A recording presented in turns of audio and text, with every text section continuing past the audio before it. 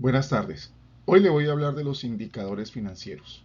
Los indicadores financieros hacen parte del análisis financiero.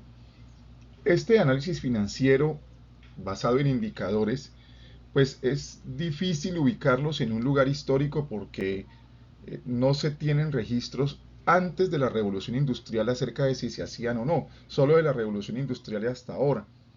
Podemos entonces decir con cierta certeza que eso de hacer análisis financiero basado en indicadores es una medida que nace en la revolución industrial.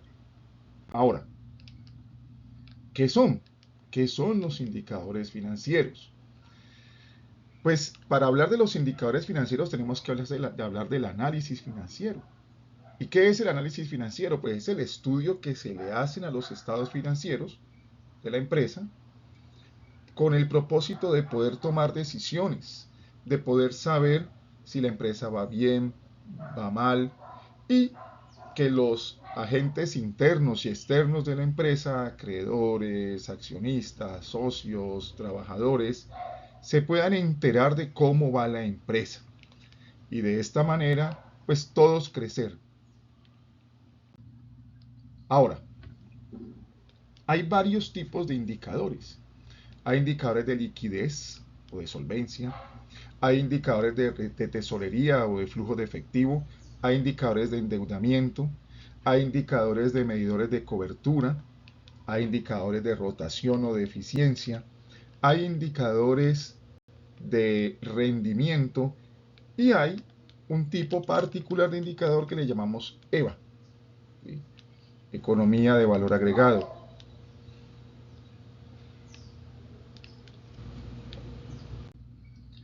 Arranquemos con los primeros, indicadores de liquidez o de solvencia. Estos indicadores, su principal objetivo es determinar si a la empresa le alcanzan los recursos que tiene, la plática que tiene, para cubrir sus obligaciones inmediatas, para cubrir con la plática que tiene, si alcanza a cubrir sus pagos, sus deudas o no.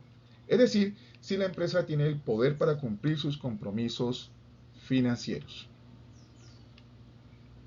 Algunos de estos indicadores son el capital de trabajo, la razón corriente, la liquidez de primer grado, liquidez de segundo grado, días para hacer frente a pagos y la famosísima prueba ácida.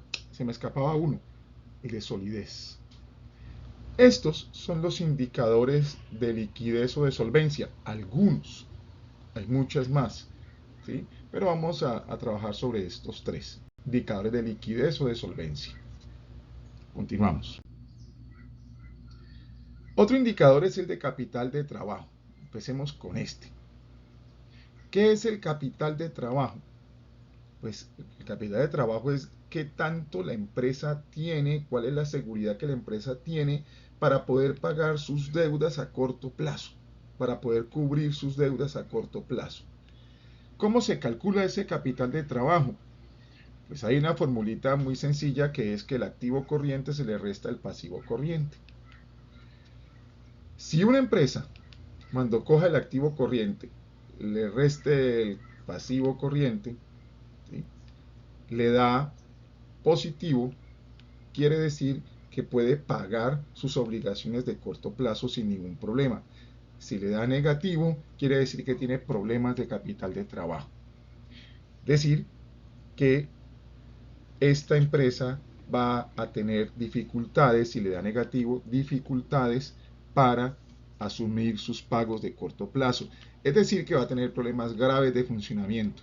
Ojo, problemas de capital de trabajo en una empresa que apenas se esté creando es causal o puede ser causal de disolución de la sociedad, porque una empresa que este capital de trabajo le dé negativo, pues quiere decir que esta empresa no cuenta con los recursos mínimos para continuar su funcionamiento, para pagarle a sus acreedores. Continuamos. Vamos con la razón corriente. ¿Qué es la razón corriente? La razón corriente es coger el activo corriente y dividirlo entre el pasivo corriente. ¿Y qué voy a medir ahí? Pues voy a medir o voy a complementar lo que analicé en el capital de trabajo. ¿Cuál es la capacidad que esta empresa tiene para hacerle frente a esos pagos? Pero ahora en forma de razón. Y lo podemos leer como por cada peso de deuda que tenga la empresa, se tienen tantos pesos para pagar. Es lógico entonces pensar que entre más alto sea el activo corriente, pues mejor para todo el mundo. Vamos con otro. Liquidez de primer grado. La liquidez de primer grado es coger el activo disponible y dividirlo entre el pasivo exigible inmediato, o sea, el pasivo que hay que pagar ya. ¿Qué mide esto? Pues lo que hace es comparar, ¿sí?, en estos momentos con el efectivo que tengo, cómo puedo enfrentar las facturas que ya están vencidas. Lo ideal es que este indicador debe ser 1 o más. Si es menor de 1, quiere decir que la plática no va a alcanzar. Continuamos. Este indicador se llama liquidez de segundo grado. Coge el activo disponible, la plática que tengo, y lo divide entre el exigible a corto plazo. Quiere decir que aquí se incluyen cuentas como créditos a clientes, cuentas por cobrar, ya no solamente, ¿sí?, los pasivos corrientes, sino cualquier otro que tenga incidencia de corto plazo. Este no es un indicador de tesorería porque pues puede incluir, por ejemplo, una cuenta por cobrar a trabajadores o a socios o accionistas. Es lógico pensar que para que ese indicador sea bueno y eficiente debe ser mayor que 1. Vamos con este otro. Días de disponible. Este indicador muestra cuántos días tiene la empresa para atender sus pagos con el exigible que tiene ahora, o sea, con el disponible que tiene hoy. ¿Cómo se hace? Pues se coge el activo disponible, se multiplica por 365 días y se divide entre los pagos anuales que hace la empresa. Eso le va a dar unos días, ¿sí? En algunos textos aparece el activo disponible dividido los pagos anuales por 365, es lo mismo. Entonces, si te da un valor, por ejemplo, de 10, quiere decir que tiene 10 días, o cada 10 días puede hacer sus pagos. Si le da 30 días, quiere decir que cada 30 días puedes hacer los pagos. Vamos con esto. Prueba ácida.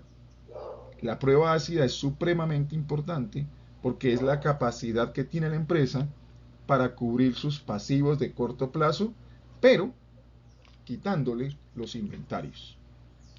¿Cómo quería entonces? Sería coger los activos líquidos. ¿Qué son los activos líquidos? Son los activos corrientes menos los inventarios, dividido los pasivos corrientes. Si este indicador te da 1 o más, es bueno. Pero si ya te da 3, 5, 10, ya no es tan bueno porque estás desperdiciando recursos que pudieras usar en otra parte, ¿sí? Puedes invertir en vez de seguir gastando recursos allí. Lo ideal es que esté entre 1 y 2 más o menos. Por último, tenemos nuestro indicador de solidez. Este muestra o mide la capacidad de la empresa para enfrentar sus deudas de corto y de largo plazo. Por eso entonces cogemos el activo total y lo dividimos entre el pasivo total. Este sí, entre más grande de mejor, si da 6, 7, 10 o 20, pues mejor, más sólida es la empresa, ¿sí? Este es un indicador crucial para medir si una empresa es o no es realmente sólida. En conclusión podemos decir que los indicadores de liquidez a lo que se refieren es qué capacidad tenemos para funcionar. La plática. En otro video lo haremos con números. Muchas gracias.